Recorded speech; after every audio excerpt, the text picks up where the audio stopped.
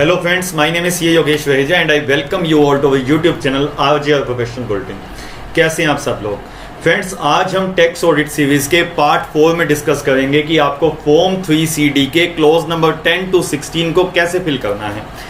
अगर आपने अभी तक पहले 3 पार्ट्स नहीं देखे हैं तो उन 3 पार्ट्स का लिंक आपको इस वीडियो की डिस्क्रिप्शन में मिल जाएगा, आप वहां से उन्हें रेफर कर सकते हैं। Part 1 of our tax audit series आपको बताएगा टैक्स ऑडिट आप पे फाइनेंशियल ईयर 21-22 के लिए एप्लीकेबल किन किन केसेस में होनी है। पार्ट 2 आपको बताएगा कि आपको अपनी टैक्स ऑडिट में फॉर्म 3CA फाइल करना है या CB फाइल करना है और उनमें आपस में क्या कंपैरिजन है, कब आपको फॉर्म 3CA फाइल करना होता है और कब आपको 3CB फाइल करना होता है। Part 3 of the tax audit series आपको क्लोज 1 to क्लोज 9 आपने कैसे फिल करने हैं उसके बारे में बताएगा। और आज हम डिस्कस करेंगे clause 10 to clause 16 of form 3CD आपको कैसे फिल करने हैं। So let's start with our discussion on tax audit series part 4 clause 10 to clause 16। अगर आप क्लोज 10 को देखेंगे तो क्लोज 10 हमें बोलेगा नेचर ऑफ बिजनेस और प्रोफेशन बता दो। If more than one business और profession is carried on during the previous year, nature of every business and profession, तो जौन सा भी बिजनेस एंड प्रोफेशन आपने during the year carry out किया है उसे आपको इस फॉर्म 3CD के क्लोज 10 में मेंशन करना है।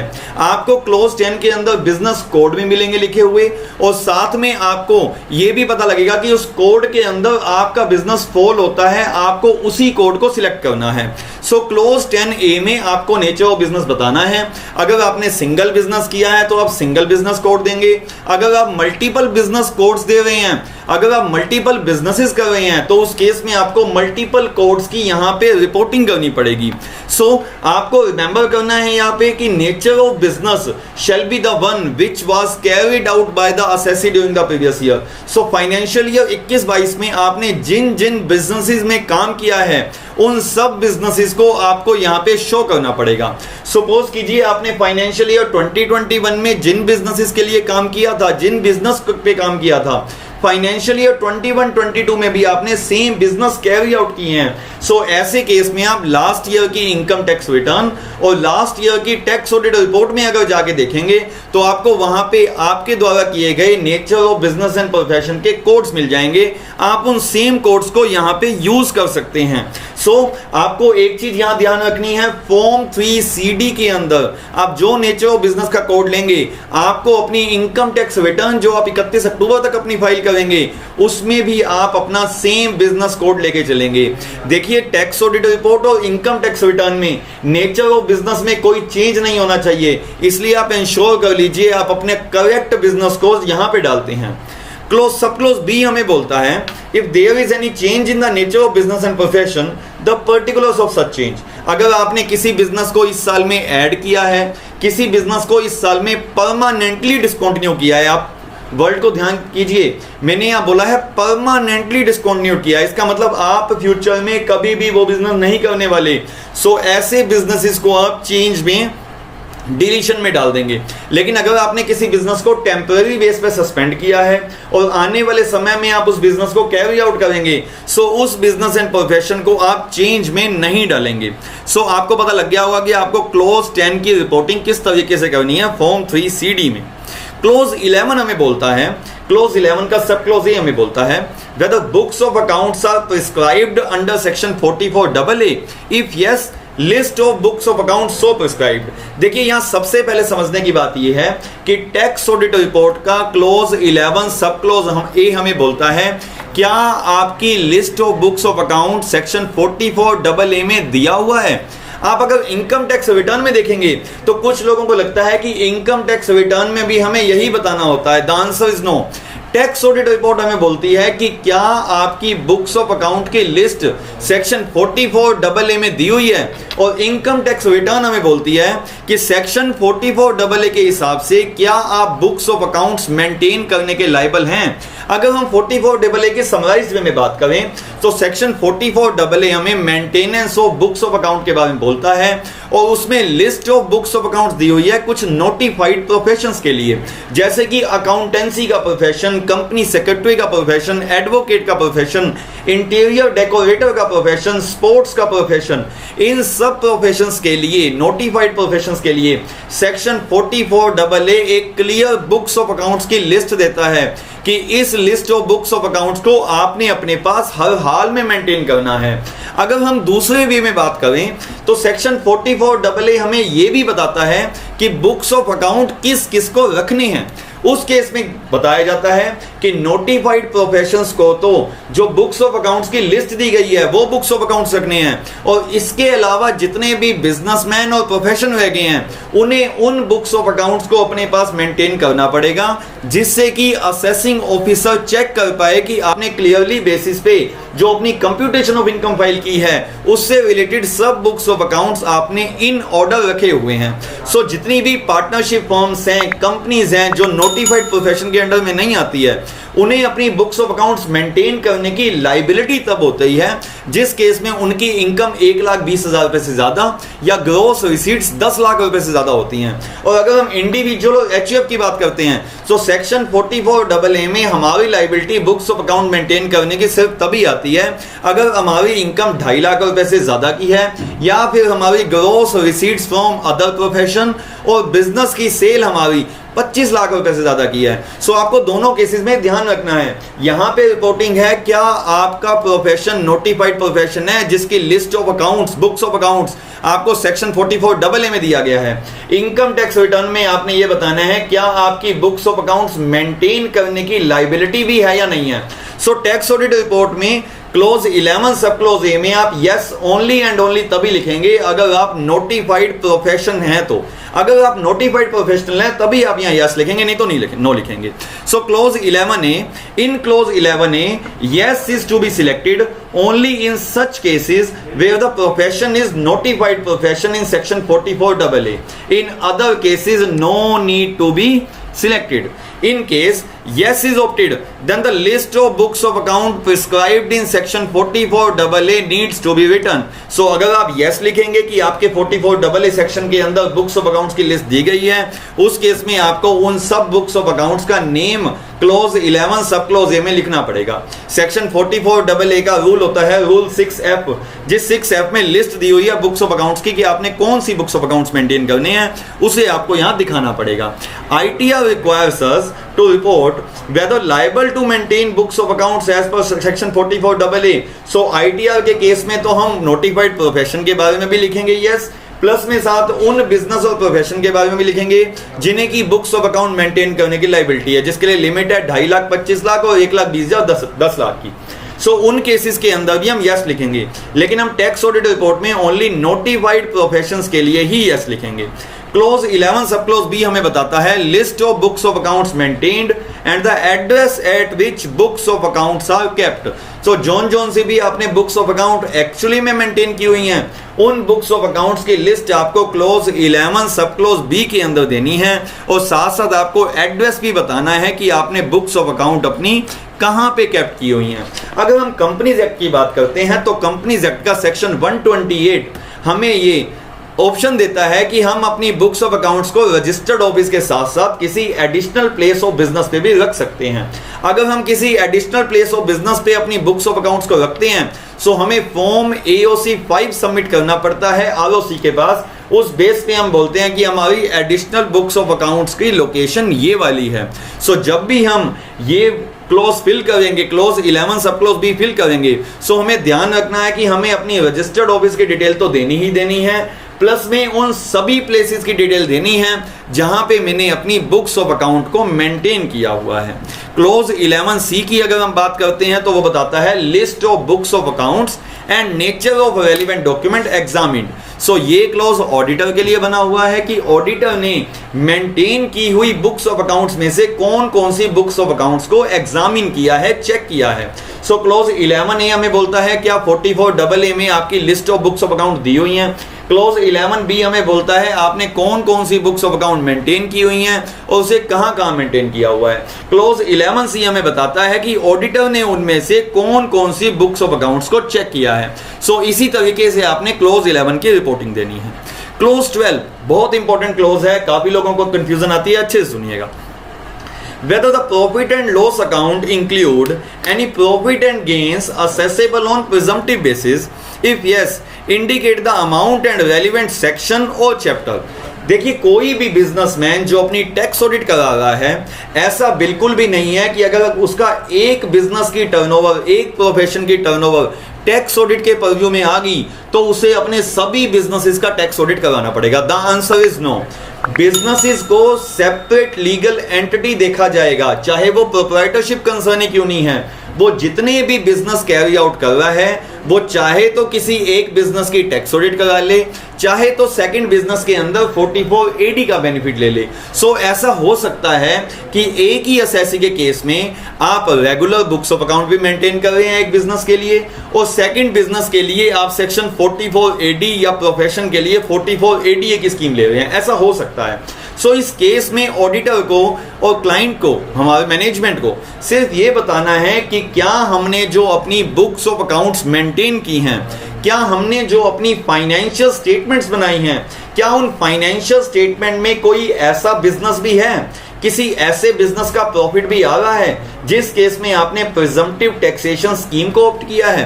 गवर्नमेंट यहां पे ये देखना चाहती है कि ऐसा तो नहीं है कहीं कि कोई प्रिजम्पटिव टैक्सेशन स्कीम में आपने बिजनेस में 6% या 8% का प्रॉफिट शो किया हुआ है और जो उसके एक्चुअल के एक्सपेंसेस हैं वो आपने किसी सेकंड बिजनेस के अंदर ले लिए हैं। सो गवर्नमेंट यहां पे आपसे प्रॉफिट का अमाउंट पूछती है कि आपने कितना प्रॉफिट अर्न किया है जो आपके प्रॉफिट एंड लॉस अकाउंट के अंदर आपने शो किया है प्रिजम्पटिव टैक्सेशन स्कीम से रिलेटेड, ताकि वो ये देख पाए कि जितने भी कॉमन एक्सपेंसेस हैं उन कॉमन एक्सपेंसेस की अपॉर्शनमेंट सही ढंग से कर ली गई है और उसी के बेसिस पे ही टैक्स दिया गया है। So income from such businesses और profession of the assessee which are taken in presumptive taxation scheme to be mentioned here. Suppose an assessee is carrying out two businesses. For one business it is getting tax audit done and for other business it has opted for section 44AD scheme. In such case clause 12 requires us to mention the profits of section 44AD scheme जो आपने profit and loss account में credit किया है। Apportionment of expenses between normal and presumptive business is a matter of estimation and professional judgement. तो आपको estimation के basis पे देखना पड़ेगा कि क्या 44AD से रिलेटेड एक्सपेंसेस को पहले से ही हटा दिया गया है और उसकी अपॉर्शनमेंट एक्चुअली में सही से की गई है या नहीं की गई है। क्लोज 13A हमें बोलता है, हमें बताना है method of accounting employed in the previous year. इस साल के अंदर आपने मेथड ऑफ अकाउंटिंग कौन सा ऑप्ट किया है। देखिए, कंपनीज के अंदर section 128 of the companies act हमें यही बोलता है कि हमें एक्रूअल मेथड ही फॉलो करना है। सो इस केस में हम ये बोल सकते हैं कि कोई भी कंपनी या कोई भी लिमिटेड लाइबिलिटी पार्टनरशिप अपने पास ये नहीं कर सकती कि वो कैश बेसिस पे अपनी कंप्यूटेशन ऑफ इनकम बनाए। उन्हें तो 100% केस में अपनी मर्केंटाइल बेसिस यानी कि एक्रूअल बेसिस पे ही अपनी बुक्स ऑफ अकाउंट्स को मेंटेन करना पड़ेगा, अकाउंटिंग को मेंटेन करना पड़ेगा। हाँ, इंडिविजुअल्स, फर्म्स, HUF चाहे तो accrual basis of system follow कर लें, उनके पास ऑप्शन है कि वो कैश बेसिस पे भी अपनी बुक्स ऑफ अकाउंट्स को मेंटेन कर सकते हैं। लेकिन आप जो भी बुक्स ऑफ अकाउंट्स का सिस्टम मेंटेन अपने पास करते हैं उसे आप कंसिस्टेंटली अपने पास अप्लाई कीजिए। देखिए, जो लोग कैश बेसिस पे अपना बुक्स ऑफ अकाउंट्स मेंटेन करते हैं उन्हें अपने 26AS का क्रेडिट क्लेम करने में भी दिक्कत आती है, क्योंकि पार्टीज तो जब आपका TDS काटती हैं तो वो ड्यू और payment which ever is earlier के बेस पे काटती हैं, लेकिन आप अपनी इनकम शो करते हैं सिर्फ कैश बेसिस पे। सो उस केस में आपको 26AS में से ओनली उतना ही TDS क्लेम करने को मिलता है जितनी इनकम आपने कैश बेसिस पे शो की है, और बाकी एक्रूअल से रिलेटेड आपका जो TDS होता है उसे आपको कैरी फॉरवर्ड करना पड़ता है। सो एक्रूअल कॉन्सेप्ट के बेस पे चलते हैं तो ऐसे कोई मिसमैचिंग का इंपैक्ट नहीं आता। क्या कोई असेसी हाइब्रिड अकाउंटिंग फॉलो कर सकता है कि वो कुछ चीजों के लिए, कुछ आइटम्स के लिए, कुछ ट्रांजैक्शंस के लिए तो कैश बेसिस ऑप्ट कर ले और कुछ के लिए वो मर्केंटाइल बेसिस यानी कि एक्रूअल बेसिस ऑप्ट कर ले। सो हमें इस चीज के अंदर प्रोहिबिशन है कि हमें या तो कैश बेसिस फॉलो करना है या एक्रूअल बेसिस करना है। हम hybrid basis of accounting follow नहीं कर सकते। क्लोज 13B के अंदर हमने बताना है whether there has been any change in the method of accounting employed vis-a-vis the method of accounting in the immediately preceding financial year। तो जो पिछले साल के अंदर आपने मेथड ऑफ अकाउंटिंग ऑप्ट किया है, क्या आपने इस साल में कुछ चेंज किया है? तो मैंने आपको पहले से बताया कि नॉर्मली केसेस के अंदर आपको जो भी मेथड आपने ऑप्ट किया है उसे आपको कंसिस्टेंटली फॉलो करना है। लेकिन अगर आप कोई मेथड को चेंज भी करते हैं रेयर सिचुएशंस के अंदर, सो आपको चेंज इन मेथड से रिपोर्टिंग यहाँ पे करनी पड़ेगी। देखिए, मेथड ऑफ अकाउंटिंग चेंज करने को अकाउंटिंग पॉलिसी का चेंज नहीं बोलते हैं। इट मींस अगर आपने अपनी अकाउंटिंग पॉलिसी को चेंज किया है तो उससे हम यहाँ change of method of accounting नहीं बोलेंगे। Change of method of accounting means आप एक्रूअल से कैश पे या कैश से एक्रूअल पे शिफ्ट हो गए। क्लोज 13C हमें क्या बोलता है? If answers to B above is in the affirmative, अगर आपने आंसर बी में यस कहा है तो give details of such change and effect thereon profit and loss account. आपने मेथड ऑफ अकाउंटिंग जो चेंज किया है उससे आपके प्रॉफिट एंड लॉस अकाउंट पे क्या इंपैक्ट आया है आपको यहाँ पे बताना पड़ेगा। तो आपको बताना पड़ेगा हम एक्रूअल बेसिस फॉलो करते, जो हम पहले से करते आ रहे हैं, उस केस में हमारा प्रॉफिट कितना आता, और हमने इस बार अपने आप को कैश बेसिस के अंदर चेंज किया है तो हमारा कितना प्रॉफिट बढ़ गया है या कितना प्रॉफिट हमारा घट गया है। क्लोज 13D हमें बोलता है whether any adjustment is required to be made to profit and loss for complying with the provisions of ICDS under section 145(2)। आप सबको पता है इनकम टैक्स एक्ट ने भी अपने income computation and disclosure standards को नोटिफाई किया हुआ है, जिसे सभी असेसिस को कंप्लाई करना होता है। लेकिन कैश बेसिस पे बुक्स ऑफ अकाउंट्स मेंटेन करने वाले असेसिस पे आईसीडीएस नहीं लगते हैं। इट मींस आईसीडीएस ओनली उन्हीं असेसिस पे लगते हैं जिन असेसिस ने एक्रूअल बेस ऑफ अकाउंटिंग को फॉलो किया है। सो कोई भी अगर एडजस्टमेंट आपने दिखाई है तो उसे आपको 13E के अंदर शो करना पड़ेगा कि उस आईसीडीएस की एडजस्टमेंट से कितना मेरा प्रॉफिट इंक्रीज हुआ है या कितना प्रॉफिट डिक्रीज हुआ है। देखिए, यहां से हमने अपनी एडजस्टमेंट की बात करनी स्टार्ट कर दी है। इन क्लोजेस से हमने अपनी एडजस्टमेंट की बात करनी स्टार्ट कर दी है कि जो प्रॉफिट और लॉस हमने फाइनेंशियल स्टेटमेंट के अंदर दिखाया है उसमें कितना ऐड या लेस हुआ है आईसीडीएस की वजह से। अब आपने यहाँ पे क्या चीज देखनी है, अगर आप अपनी सेक्शन 143(1) जाके पढ़ेंगे और उसमें देखेंगे कि सीपीसी जब हमें इंटीमेशन देता है सेक्शन 143(1) की, तो वो क्या क्या एडजस्टमेंट करता है, तो उसमें 1 अप्रैल 2021 से एक क्लॉज और जोड़ दिया गया है कि टैक्स ऑडिटर ने अपनी टैक्स ऑडिट रिपोर्ट में जो भी प्रॉफिट की, इंक्रीज की या एक्सपेंस की, डिसअलाउंसेस की एंट्री दिखाई हैं, उन सब एंट्रीज को इनकम टैक्स रिटर्न से मैप करके देखा जाएगा और आपको इंटीमेशन के अंदर उस पर कुछ भी डिमांड भी निकल सकती है। इट मींस हमें जितनी भी रिपोर्टिंग टैक्स ऑडिट रिपोर्ट के अंदर करनी है वो सब सावधानी से देनी है, उसमें कोई भी गलती नहीं होनी चाहिए। अगर उसमें कुछ भी गलती होती है हमारी, सो हम जब इनकम टैक्स रिटर्न में रेक्टिफाइड अमाउंट दिखाएंगे तो भी हमारी डिमांड निकलने के 100% चांसेस हैं, क्योंकि फर्स्ट प्रेफरेंस टैक्स ऑडिटर की रिपोर्ट को दी जाएगी। शायद यही वजह है गवर्नमेंट ने 1 महीने का गैप भी रखा हुआ है टैक्स ऑडिट में और इनकम टैक्स रिटर्न में, कि आप अपनी टैक्स ऑडिट रिपोर्ट के अंदर 30 सितंबर तक अपनी अलाउंसेस डिसअलाउंसेस दिखाइए, और आपको जब हम उसके बाद प्री फिल्ड यूटिलिटी देंगे आईटीआर की, सो उसमें वो सभी एडजस्टमेंट्स को ऑटोमेटिकली डाल के देंगे हम, जो आपने अपनी इनकम टैक्स रिटर्न में टैक्स ऑडिटर से रिलेटेड करनी है। सो जितने भी अमाउंट यहाँ पे दिखाएं, आप मान लीजिए आपने अमाउंट 1 लाख का दिखाना है और गलती से आप अमाउंट यहाँ पे 10 लाख का इंक्रीज इन प्रॉफिट का दिखा गए, सो इनकम टैक्स रिटर्न में आप कितना भी चेंज करते रहिए, लेकिन इंटीमेशन जब सीपीसी की आएगी तो वो आपका 9 लाख का एडिशन कर देगी। क्लोज 14 हमें बोलता है method of valuation of closing stock employed in the previous year. अब हमें यहाँ रॉ मटेरियल का, फिनिश गुड्स का, वर्क इन प्रोग्रेस का अलग अलग नहीं देना होता है, हमें सिर्फ ये बताना होता है क्या हमने कॉस्ट को चूज किया है, मार्केट वैल्यू को चूज किया है, या कॉस्ट और market value which ever is lower को चूज किया है। तो हमें यहाँ बताना होता है कि हम कॉस्ट और NRV which ever is less, या फिर कॉस्ट या फिर एनआरवी, कौन सा मेथड हम चूज कर रहे हैं। हमारे पास ये ऑप्शन नहीं है कि हम अलग अलग नेचर की इन्वेंट्री का अलग अलग दे पाए। उसके बाद बोला गया details of deviation if any from the method of valuation prescribed under section 145A। So section 145A inclusive method of accounting की बात करता है।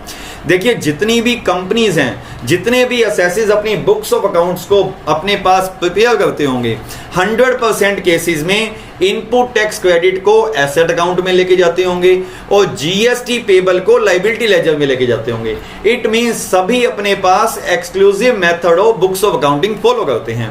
लेकिन इनकम टैक्स एक्ट का सेक्शन 145A हमें बात करता है कि आपको अपनी अकाउंटिंग को इंक्लूसिव मेथड पे करके देखना है। इट मींस स्टॉक में स्टॉक से रिलेटेड आईटीसी जोड़ दीजिए, परचेज में परचेज से रिलेटेड आईटीसी जोड़ दीजिए, सेल्स के अंदर जीएसटी पेबल जोड़ दीजिए और क्लोजिंग स्टॉक में क्लोजिंग स्टॉक से रिलेटेड आईटीसी जोड़ दीजिए और उसके बाद आप देखिए कोई एडजस्टमेंट निकलती है नहीं निकलती।